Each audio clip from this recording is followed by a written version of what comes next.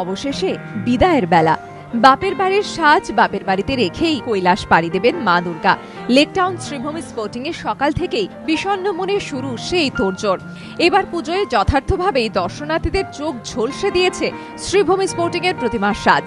কানের দুল, হার, নাকছাবি থেকে হাতের চূড়, কানঝুমকো সব মিলিয়ে দেবী প্রতিমাকে মুড়ে দেওয়া হয়েছিল 12 কেজি সোনার গয়নায়। বৃহস্পতিবারই লেকটাউন শ্রীভূমি স্পোর্টিং এর প্রতিমার বিসর্জন।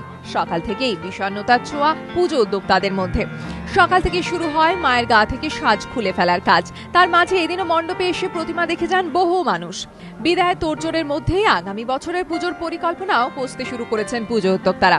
সোনার মাইল ফলক পেরিয়ে এবার তাদের লক্ষ্য উমাকে হিরে বা প্ল্যাটিনামের গয়নায় সাজানো। 6 মাস আগে পরিকল্পনা করে, কিন্তু ঈশ্বর ঠিক জুটিয়ে দেয়। আর আমাদের সদিচ্ছা থাকে বলেই মনে হয় ভগবান এখানে গয়না পড়তে এসেছিলেন।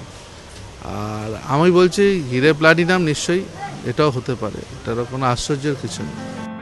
এবছর শ্রীভূমি স্পোর্টিং এ প্রতিমার সোনার সাজের মূল্য ছিল 4.5 কোটি টাকা। সোনার গয়না তৈরি ও ফের সেই সোনা গলানোর মজুরি বাবদ খরচ আরও 50 লক্ষ টাকা। এখন সোনার মাইল ফলক পেরিয়ে কি আগামী বছর শ্রীভূমিতে দেখা যাবে হিরে বা প্ল্যাটিনামের দুটি? পুজো উদ্যোক্তাদের পাশাপাশি উত্তর জানতে আগ্রহী শহরবাসীও। সমিত সেনগুপ্ত রিপোর্ট, এবিপি আনন্দ, কলকাতা।